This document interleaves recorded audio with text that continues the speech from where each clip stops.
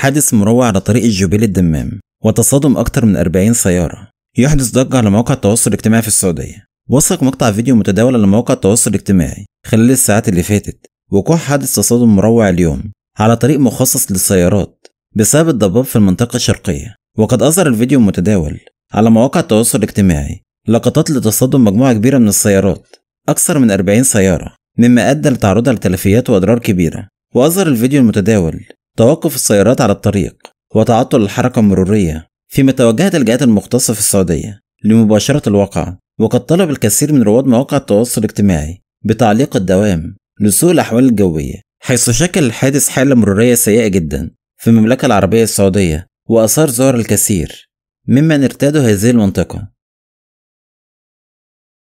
ولحد هنا يكون الفيديو خلص. إلى اللقاء، فيديو جديد وخبر جديد.